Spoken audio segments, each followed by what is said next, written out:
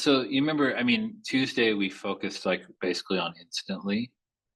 We talked about that. So, I think we'll come back to like campaign delivery and stuff. But part of it, I think the other side of it is, how do we do, just basic lead gen? And, I want to walk through some of that today. I don't, part of it is like I need you guys to tell me like I don't want to be too dumb for what you guys already know, right? So that's the balance in this is there's a lot of people in this group that aren't overly technical, but I'm just going to walk through my process. Actually, I think, Adam, when you did your recording, you've got some really good stuff too on the things that you Oh, do, thanks. which was, managing clay tables. I am going to tell you right now, like the fact that I have these in columns, this is about as organized as I get. So please don't use Adam as the mentor for organization. But to be fair, like I don't know if you can see this, but this is what my calendar looks like, which is why, right? Like it's been ridiculously Crazy. crazy lately. So I did get um, two inbound leads from my seminar with you, Josh. So that was pretty sick. So everyone should share their knowledge with Josh. yeah, and like if you guys, if you are starting to know me as well as like I'm not a guy that likes to be on video and camera. I do it because it makes money, right? But my point is any one of you guys want to come in and just talk and show what you do? Like we all do things differently. We all kind of bring different perspectives, and I'm all like the more the merrier. So any one of you guys want to come in and just host a 2 hour? I will tell you, like the groups don't seem to get much bigger than this on the actual call, but I can see the views, and I would say at least half the people in the group go watch the videos afterwards. So people are seeing them. And like I just gave you an example. I mentioned Tuesday at the very end of our call, the new tool I'm using, Reachly, who's one of my clients.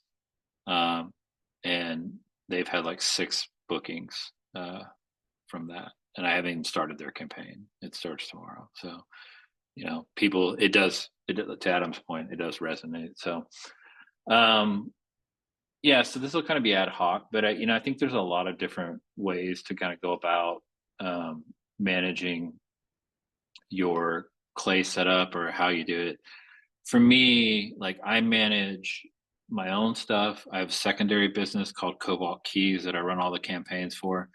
And then I also have all my client stuff. And my client stuff is really, I have one client who has 9 or 10 recruiting companies, and all his stuff is in Smart Lead. And then everything else, all my other clients are in Instantly, right? And then I have those situations where I do work for clients for just building clay tables and only specific complex clay tables. So it's kind of all over the board, but so I don't dox the clients. I'm going to focus today more on like my stuff and some of the campaigns.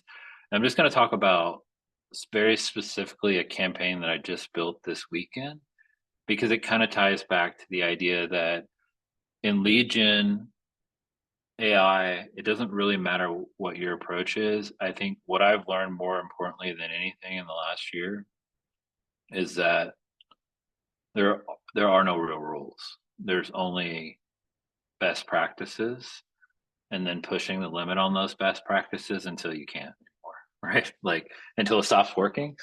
So this is kind of an example of that, and which is why I kind of wanted to focus on that today. And then I'm going to throw some other things in there just to kind of mix it up. But um, I'm going to start with like just this campaign build. So just to kind of give you an idea, like this would be pretty much what you would expect in a simple lead list. Part of lead generation is really just deciding from a cost perspective, at least in my opinion, where you want to get your leads, how reliable those leads are. And over and over again, the last couple months, I think my biggest epiphany in cold email was the first,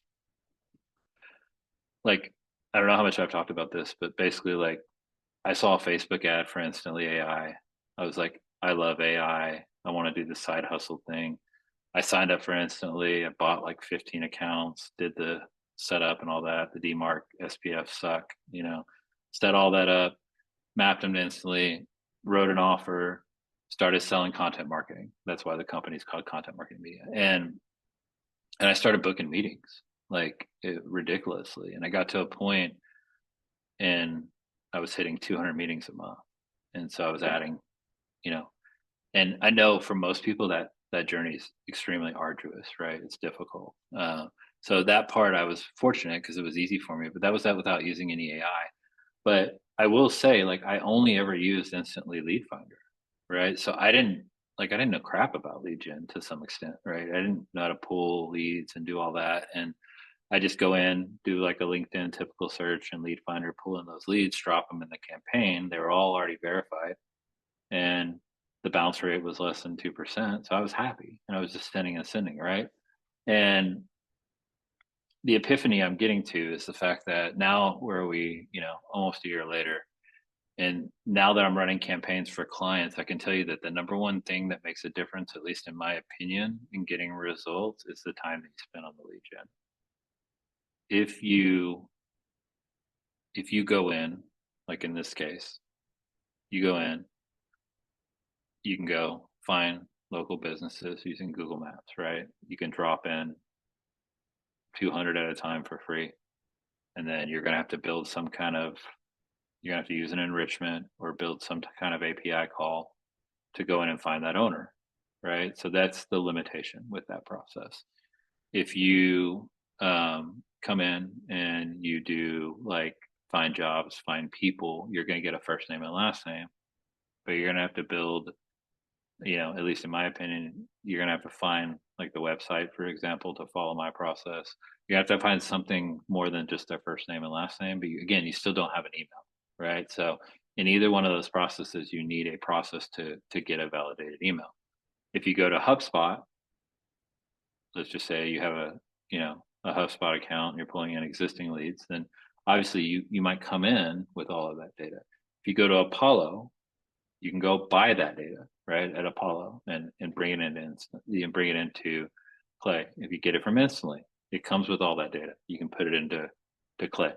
So you can go buy, if you go to the Instantly Facebook group and put a post that says, I need 3,000 of these types of leads, 16 people are going to respond to you with 16 different prices. And eventually you're going to end up with a list, right? Most of them are probably getting that from Apollo, to be fair. But I could go on about the ways to get leads, but the most important thing when it comes to leads is really the time you spend making sure that that lead is the best possible person to receive your offer, right?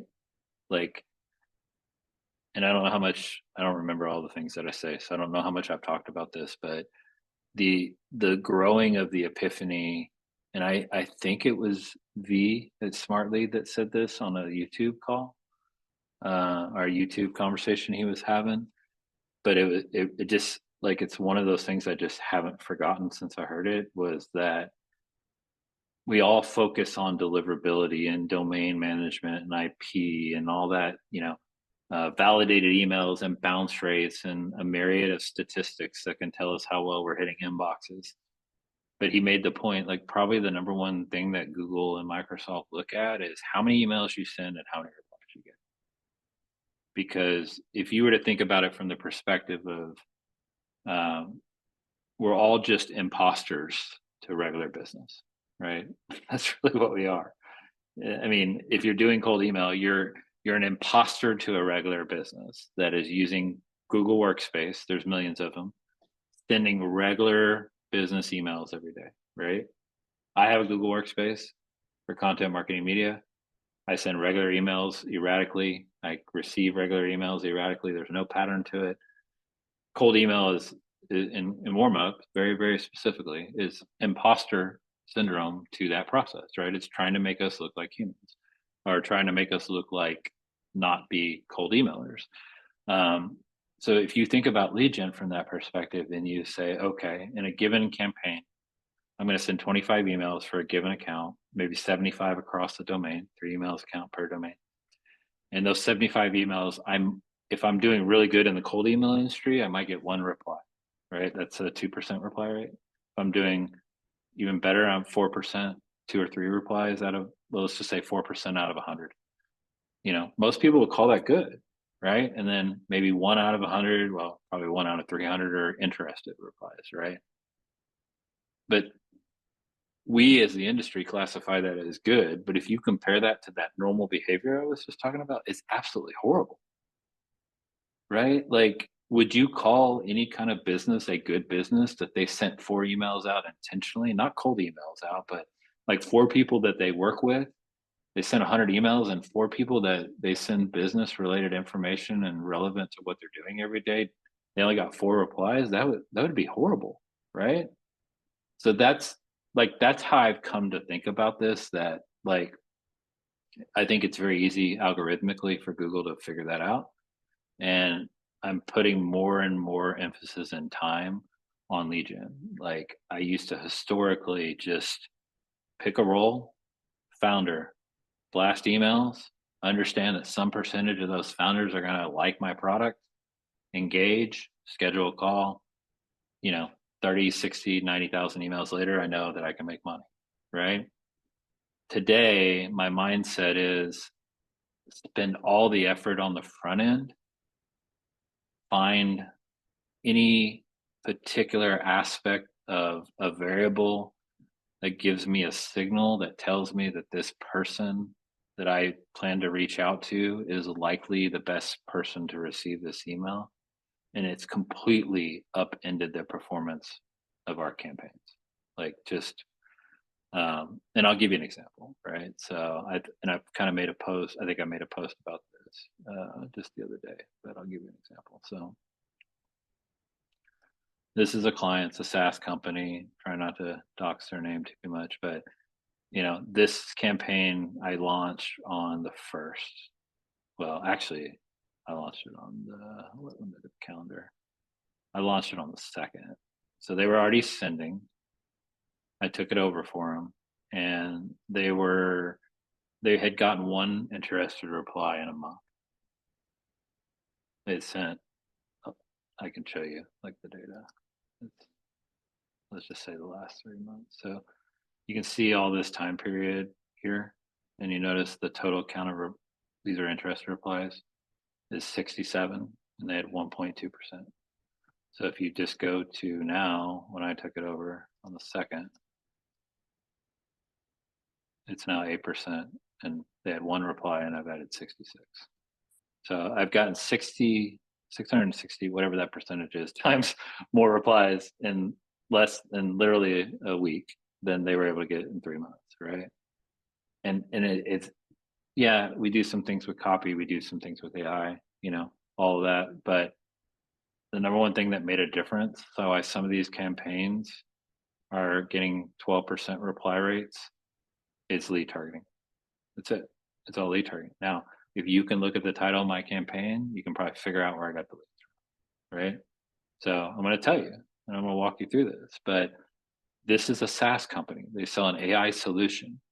So I thought about it, and I was like, okay, who are the ideal people to buy this solution? People that are interested in SaaS, people that are interested in AI, right? So I thought, okay, well, where do I know some places that might have that information, right? So, and this, he's in our group, but I went to, God, now his name's escaping me, but Sam Boff is his name. His company is Scrapely. That's the name of the company. And I went to him and I said, scrape all the LinkedIn followers of Clay, scraping all the LinkedIn followers of Relevance, and send them to me, right? And so that was the first thing I did. And then I dumped that into a table, and from there, I enhanced them, right? So this isn't their table, but this is a different list I built. How ironic that actually in this table, Sam Bass' name's right there, and there's his email. So that's quite, and I'm sure he doesn't mind me publicly doxing him since he's in our group. But the funny thing is that, like, I pulled it for them, but here's where, that's a big list, by the way. That's a lot of people. But the twist on that and what's made this campaign perform well is then I ran a account in the table and I said, show me who is a follower of both. That makes sense. So we know that Clay's audience is full of people that might be interested in lead gen, but don't have anything to do with cold email, right? And then we know, like, and you start to understand what are the audience, but relevance, right, is a totally different audience, very AI based, very AI agent based, right? And so this solution kind of met both of those aspects. Not really the cold email, but definitely the Clay enrichment. And so it was the combination of those variables pulled together. And that's the campaign that's performing at almost 13% reply rate, right? So the copy approach, our overall strategy approach is universal across every one of my clients except one. And I'll talk about that in a few minutes, but we take this same approach, right? We go AI copy, which is the Cohere research we've talked about in the past, and then the copy itself, which we create with GPT-4 Omni, and then we ask, can we send you a video? Like that's our CTA. And so that's universal across all our clients. What's made a huge difference in this campaign, number one, is just the lead target, right? And so the better, I personally believe the better you get at lead targeting, the more you can find signals that people are willing to buy whatever you're selling, whether it's for your campaigns, whether it's for your clients' campaigns. Finding those signals, it will make a miraculous difference in your delivery, but probably even more importantly, it'll make a miraculous difference in like your replies, your engagement, your people that are willing to get on a call. So yeah, Eduardo, I see your hand. That's kind of cool when you do that because it pops up on my screen. So go for it. Thank you. So I've got a very quick question. So in this case, would it be then, would you match like, who's on list A and who's on list B, and then you will have a clear overview of, okay, all these people follow A and B, so they're more likely to be a ideal client, let's say? Would that be kind of the trigger in this case? Yeah, so that's exactly what I did. So I added a column and I said follower list, and I labeled it Clay, I labeled it relevance, and then I just used a formula. And the only reason I'm not showing this is my table, I'm not showing their table just because, respecting their lead list, but that's exactly what I did. I added a column, Clay, relevance, and then I wrote a formula that says, in the formula, and I did it here, I just said, AI formula, and I said, you know, put yes if this is equal to Clay and relevance, but no if it's just equal to 1, right? And so I had all the yeses, I filtered by the yes, and it was like 3,000 of the list, or like 15,000 were both. And so remember, I didn't have the email at that point. So then from there, I used ICPs to go and find the email, right? So I had the first name, last name, because when the Scrapely, they pull, and I can actually show you if you guys want to see. I know that we talked about, there's been a few conversations about this in the group. So I think it's probably good for everybody to see, even if they're going to watch later. Let me see. I'm doing a little free product promotion here for, like, I'm horrible at names. There you go. He's gonna watch this. He's like, dude, you can't even spell my name. So I'll show you an example. So this is an example of the list they produce. And it's really, really good, right? So like, here's what it looks like. You get your job titles and everything, your LinkedIn URLs. And so that's one. And then I have another one in here, the recent one. So this one includes like, so see how it says Clay there, Eduardo? And then I have one for relevance, and you can just filter down. But it comes with first name, last name, job title, LinkedIn profile, and for me, website. Like I need website on everybody to do the Cohere research. I mean, obviously I could go get it, but like it's much more convenient. So I'm gonna probably, in fact, I know I'm gonna keep using like this approach to pull in this data because it's just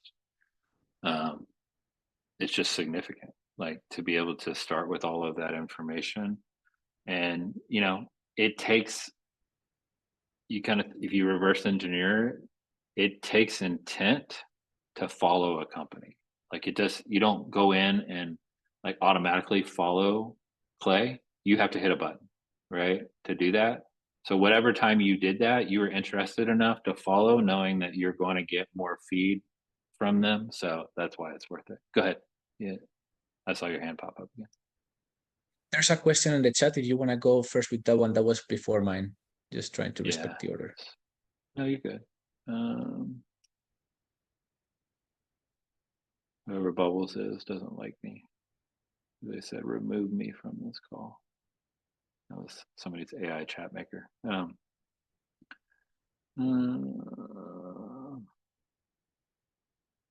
Yeah, so I can show you the Cohere research. Absolutely, David.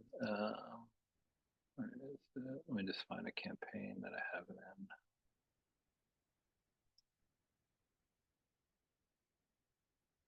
It's here. It's the big table, so it might take a second.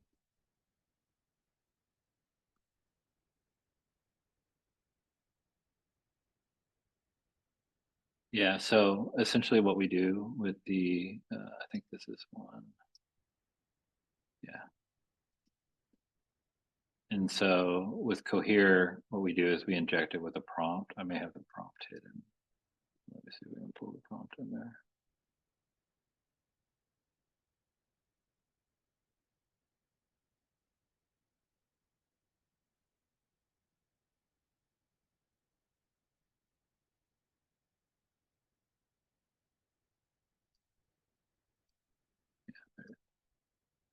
So we inject the table with a prompt that looks like this. And essentially we're trying to, we always take the persona of a reporter because historically they're the best, at research. And so we take that persona, we inject the URL into this prompt, and then we use Cohere. And I will say too, like in the WhatsApp group, there's some really good discussions about Cohere, when it works well, when it doesn't work well.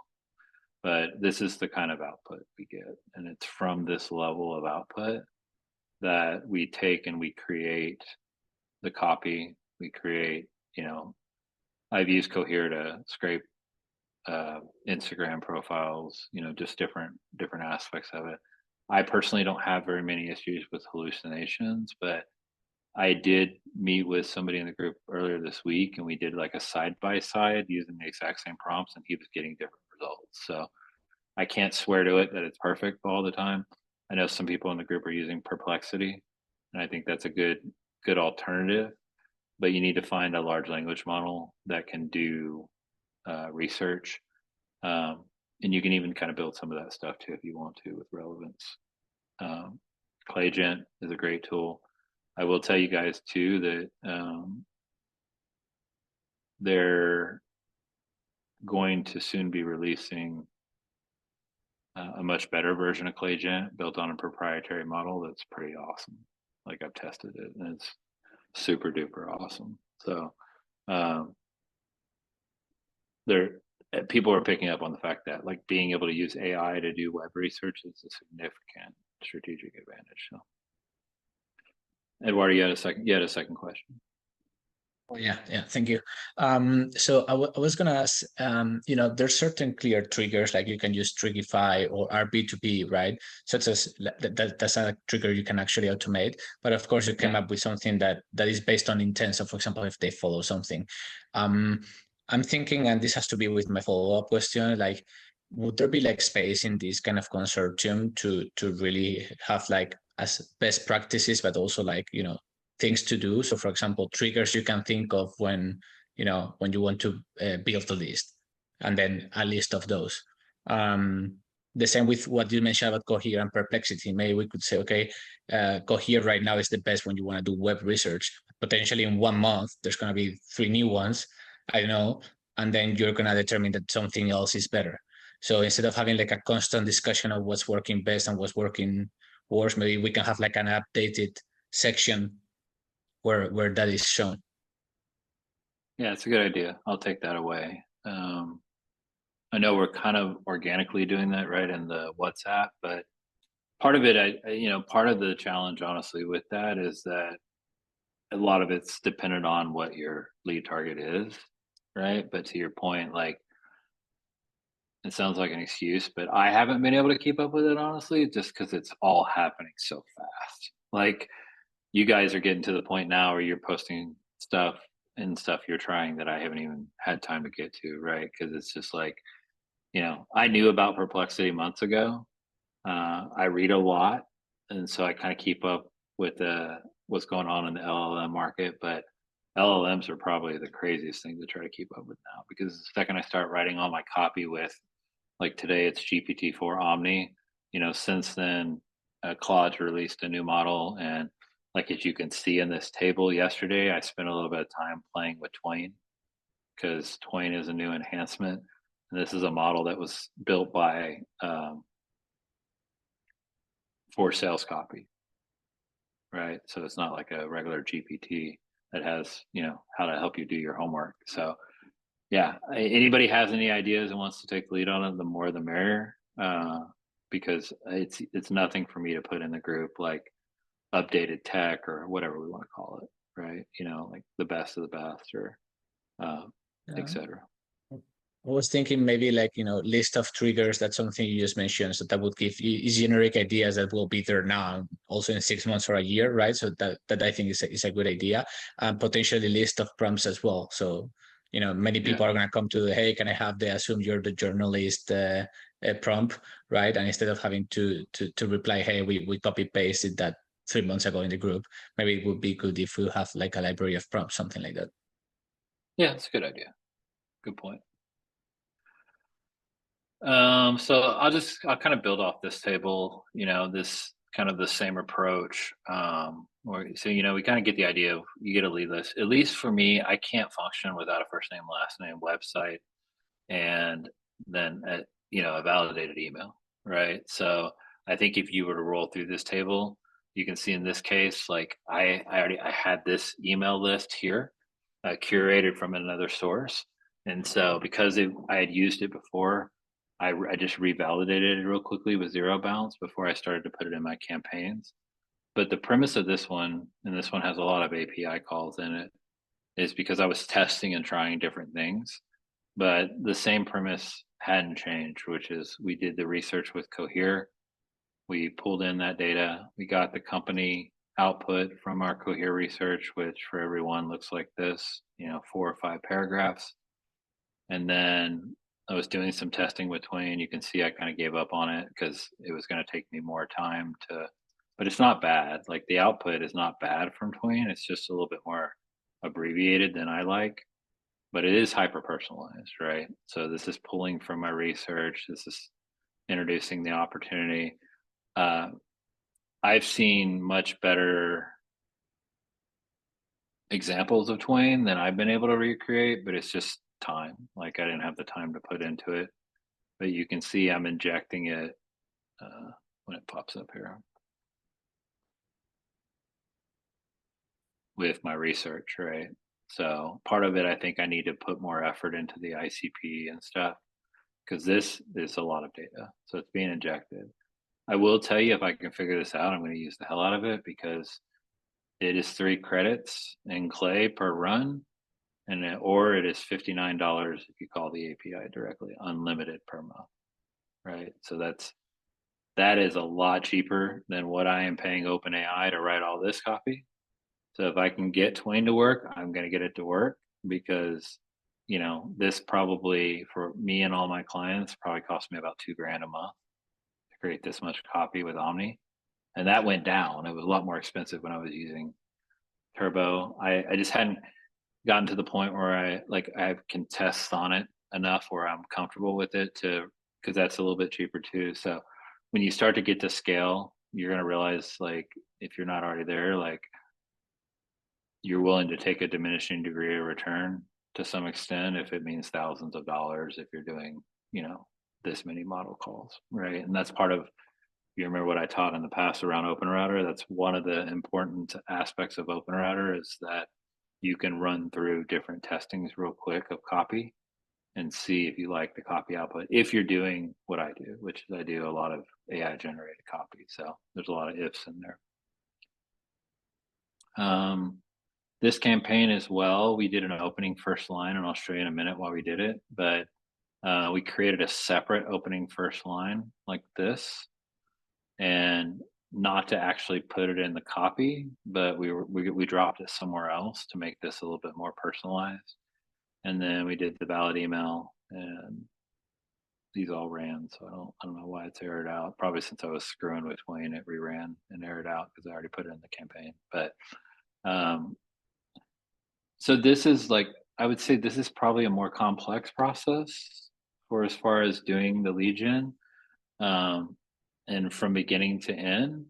I mean, I definitely do, depending on the client, like more simple stuff.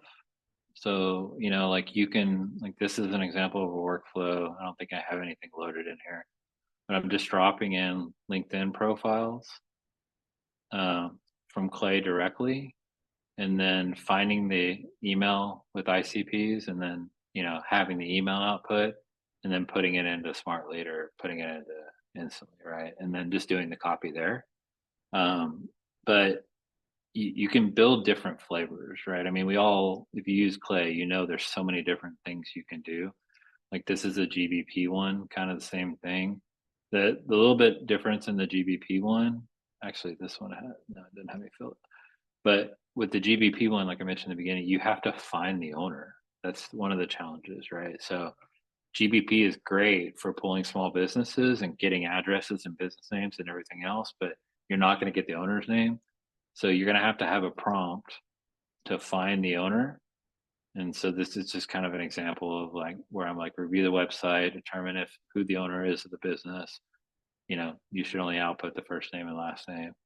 And when it does that, then you have to kind of clean that data to get it in a format that at least in my case, I put it into ICP, right? So these are all different steps you can take to be creative in your lead gen, to come up with a very unique type of approach. But lead gen, you can skin the cat. Like you can avoid all of this manual stuff if you just buy a list from Apollo, right? So part of it is just deciding what flavor works for you. But I kind of wanted to go through all this process to just reiterate the aspect of the fact that, I mean, there's 19 ways to skin this cat, but the most important thing you can do is find the lead that matches your ICP.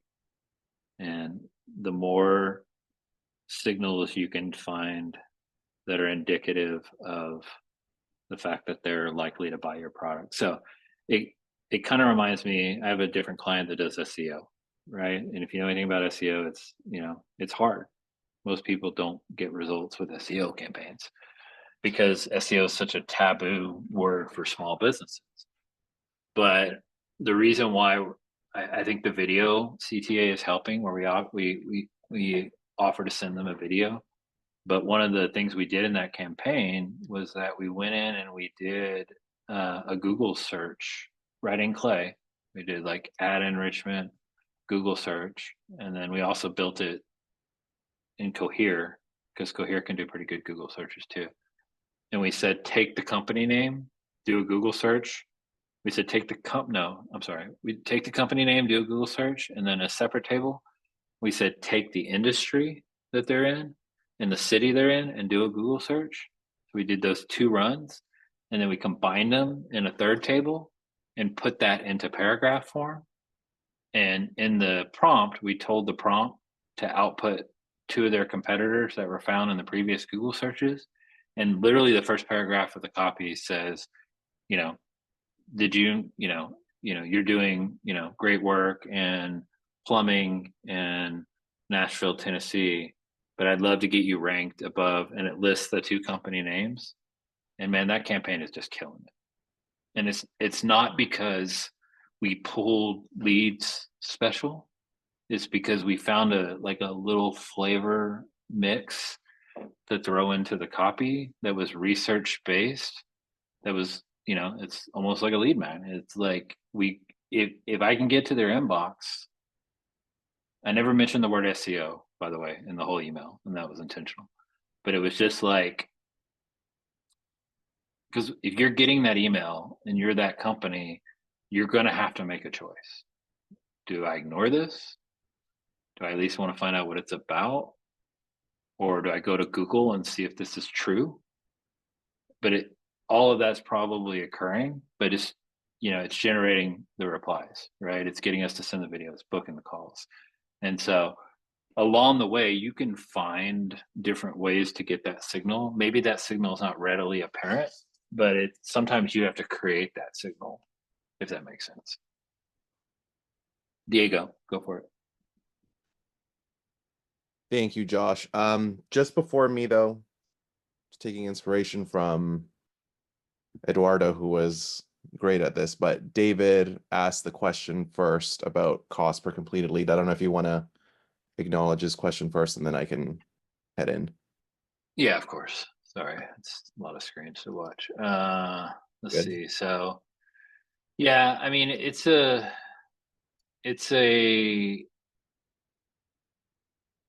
loaded question. The answer to the question is it really depends on the niche and the customer and the ICP. So I'll give you two ends of the example. Like if I'm doing local businesses, then like if we're targeting local businesses, like your just typical small business America, anybody you find with a Google business profile, that cost per lead is less than half a cent, give or take. It's a combination of a little bit of Cohere research costs about, and all of this is negligible because like I'm on the 200,000 or 100,000 verified email plan a month with ICPs. And I know, like, I take the approach of, I know every Google business profile is not going to have a website, so I can't find their email. I know that half of the Google business profiles I pull, I'm not going to be able to find the owner name. So I'm not going to be able to find an email. But everything up to that point costs me almost nothing. And then I only pay when I find the email and then a little bit for the copy, right? So that approach is very intentional. And so it costs half a cent. But if I have clients that, like some of the clients I have, their ICP is super hyper specific and I can find the data, but it's not cheap. Like Core Signal is a great example of what in my opinion, is arguably the biggest data aggregator of data all in one place with one API call. Like you can call them and get LinkedIn profile, Indeed, Glassdoor, like probably Crunchbase, like 9 or 10 different curated data sources, and they give it to you all in one API return. And the amount of data that's there is ridiculously accurate and ridiculously powerful. Like here are 10 employees at that company. Here are their posts. Here are 10 lookalike companies. Like they've almost created like this infrastructure that replaces like 8 different API calls in one API call, but it's expensive, right? So David and Diego, like that's I know that wasn't your question, Diego, but David, that's like the answer to your question is like,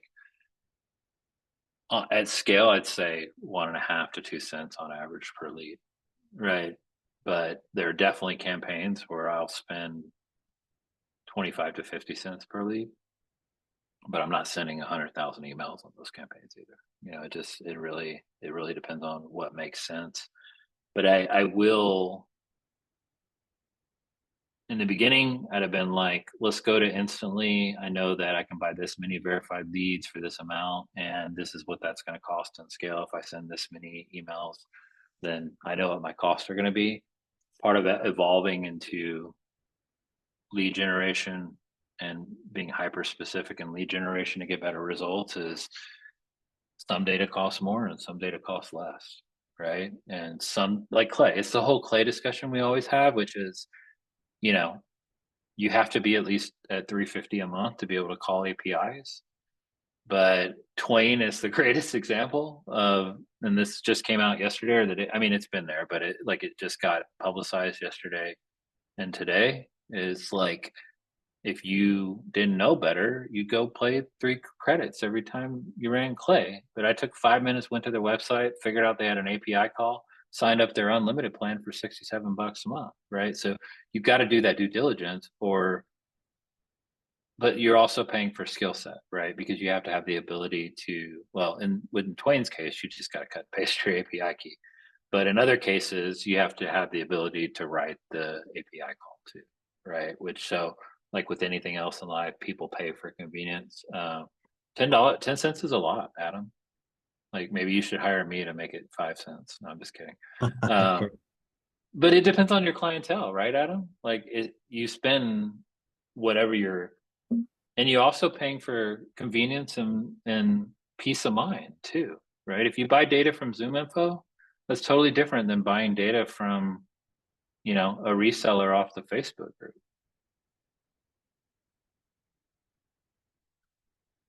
So that was a great question, David. I know I gave a very, very long-winded answer to the question, but let me see. Yeah, and you can definitely use Google Sheets to call apps, Python. You can even use GPT, like Chat GPT. I put out some videos to show you how you can actually truly find leads in GPT. Now it's hard to do at scale, but yeah, there's a lot of different ways. Like there is no right way. I think when it comes to leads, it's whatever works and whatever's the best way and whatever's the cost effective way. Diego, back to you.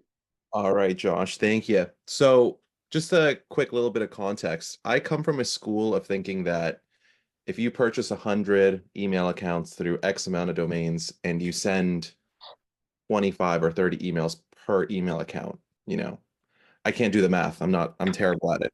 But you're sending like 25 to 50,000 emails per month, you get an X amount of appointments and then an X amount of clients. Then I came into this group and obviously I went through a lot of the replays you had. I mean, Adam's was also pretty fucking great. I mean, I was really hoping that LinkedIn search would go quicker than 30 minutes so that he could show us, step by step how he constructed his with best practices. And then I guess what I'm trying to get at is I've just got 3 questions, but I wanted you to understand where I'm coming from just so, Yeah. you guys understand. Yeah. But I posted a question in the group, which was regarding your find companies table, Josh. And in this example, you use ClayGent to go into a website, but you do it for the purpose of qualifying a prospect. And so you indicate, does this person use email marketing, AI, or consulting within their website? And if yes, then they proceed. And if not, no. What I noticed was the ClayGent costs were much higher in comparison to Cohere or Perplexity. So my first question would be, would you ever use Cohere or Perplexity instead of ClayGent for that qualifying purpose? Yeah, and I have, right? So I had a client who, best example is like he was doing Cairo services, wanted to break down a Cairo list. And so he had like 15 different criteria, like can't treat minors, can only do physiology. And it worked. Like I used Cohere for all of it.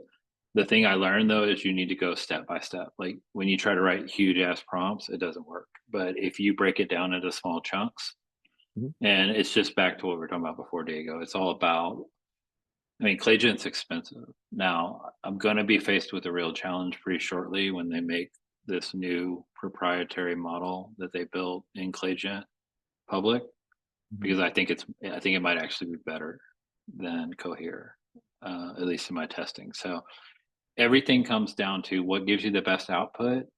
What is the diminishing degree of return if I use something that's almost as good and from a cost perspective, and what you can live with, right? And I think Cohere, Perplexity, and ClayGent all fall into that category. For truth, they all are. And I think even Brandon posted in the group about how you can do it with SERP API. Yeah. So just so everybody knows, all of these tools are some version of Google's API combined with an LLM. That's all they are. You can do it in Relevance too, by the way.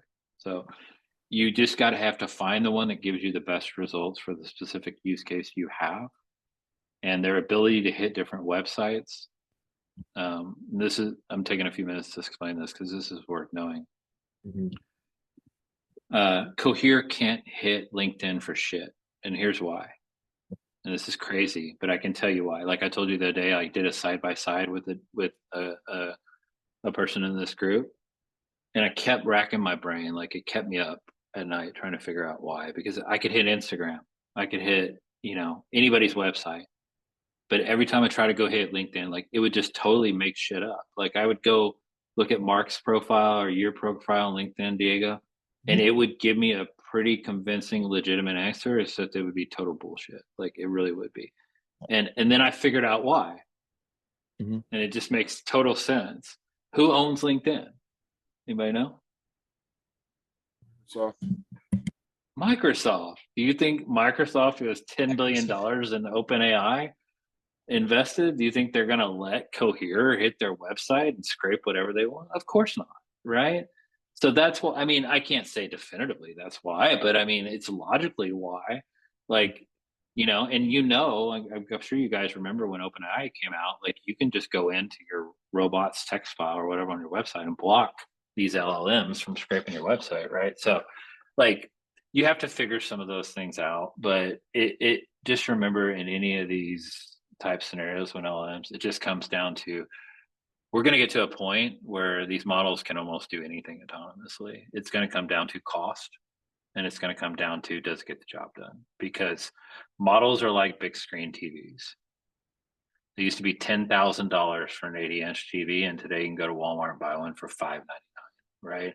They're going to get better. It's $1 billion competition between Google, Amazon, Microsoft, Facebook. It's all the $1 billion companies seeing who can get to AGI the fastest. Thank God, because it's all just going to get cheaper for us. Awesome. Yeah. Thank you, Josh. If permitted, can I ask a couple more additional questions that we can run through quickly? Yeah, of course. And then Mark, you're next. Awesome. So the reason why I brought up Adam, outside of obviously his presentation being really cool, was it ties into what you were just talking about just now with regards to Cohere being able to access LinkedIn. So one of the best practices that I've been thinking about implementing in my qualifying stage is if Cohere, I've noticed in the chat, some people say like if the prompt uses 400 or 500 tokens, that's usually a trigger, or it tells you that the output is likely not accurate, for example. So I wanted to set it a condition from that to then say if an output is not clear, to then cross-reference Perplexity. And if Perplexity can get an output that's accurate, to then merge the columns and then have a finalized form of research. And I was wondering if you or anyone in the group has incorporated something like that, and if it's worth trying, or maybe I'm just overthinking this. No, I haven't done it, but it's logical. So you would have to figure out the token to character count first, right? Because in the API call, you can limit token counts. So like in my prompts, I limit to 4,000 because that seems to be the number that doesn't force the output to exceed what Clay can hold, right? So that's why I figured it out. It has to do with input and output tokens, right? So that's how all the models bill you, input, output, right? So you're just going to have to take a little time and figure out like how many output tokens exceed, like what's the output token conversion ratio to the amount of text that you want to be your limit, because it's not equivalent. Like 4,000 output tokens is not equivalent to this many characters. I'm sure there's a correlation, but you're just going to have to figure that out first. And then you just do a conditional formula to the other column that just say run only if that previous condition was met. Awesome. Alrighty, thank you. And last but not least, the email reply automation. My background is solely on automation. I've built automated proposals. I've built project management systems, just a few other automations that I've built. And when I saw that email reply automation, I was like, that's sick, because I've built something like that through Zapier. But one of the things that I was so curious about was you incorporated video. And so for me, as a person who's coming into this new school of thinking about being intentional through cold email, I'm thinking to myself, okay, how does Josh or people in the group integrate video into their messaging? Because for me, I thought how you constructed it in one of your videos, it was like you have the reply logic of the AI, and that becomes the script for your video. And so I have a tool that I have access to named SailMaker. It's able to capture the reply logic of the AI and then use my face and my voice with a website in the background to then reply. But I was thinking to myself, have you seen a positive difference in incorporating video versus just replying to the email directly through just text? Exponentially. Exponentially. So thank you. yeah, and it's my lead magnet for most of my campaigns. Can we send you a video with more information? So yeah, I would say I'm running video 2 different ways right now. The first one is through SendSpark. So SendSpark is built into Clay. Yeah, very and familiar. with you're familiar with, right? So you can dynamically populate videos. And so these are live campaigns we're running. I'll just use mine since we were on Cobalt Keys. And you set up your page, you can dynamically populate it with variables. And we're doing, tons. And so that's one way. The other way, and this is relatively new, but I'm running campaigns right now where I'm shooting video through Reachly, and we're actually sending videos in the first email, and it's working. And some of you may actually get one because the lead list I ran for that one was my own LinkedIn followers. So if you get an email, you'll see it yourself.